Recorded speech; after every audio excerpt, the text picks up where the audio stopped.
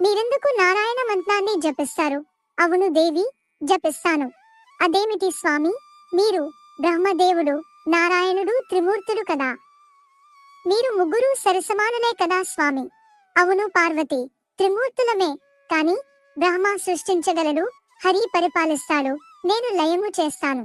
ఏదైనా సంఘటన జరుగుతున్నప్పుడు దాని గురించి వివరాలు ఎవరికీ తెలియదు. ఆ సంఘటన జరిగిన తరువాతే ఎందుకు, ఎలా, ఎప్పుడు జరిగింది అన్న వివరాలు తెలుస్తాయి. మీ అంతర్లీనం ఏంటో నాకు ఇప్పుడు అర్థమైంది స్వామి.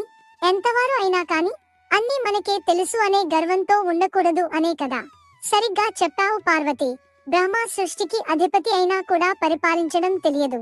కానీ మృత్యువు సంపూర్ణంగా తెలుసు, అందుకే నన్ను ధ్యానిస్తూ ఉంటాడు. విష్ణువు సృష్టిని పరిపాలిస్తున్నప్పటికీ అతనికి జనన మరణాల విలువలు తెలియవు, అందుకే బ్రహ్మని ధ్యానిస్తాడు. మృత్యువుకు ముందు జరిగే వాటి గురించి అన్ని వివరములు నాకు తెలుసు, అందుకే నేను నారాయణుణ్ణి ధ్యానిస్తాను. అందరూ చెప్పండి, దత్తాత్రేయ భగవానునికి జై.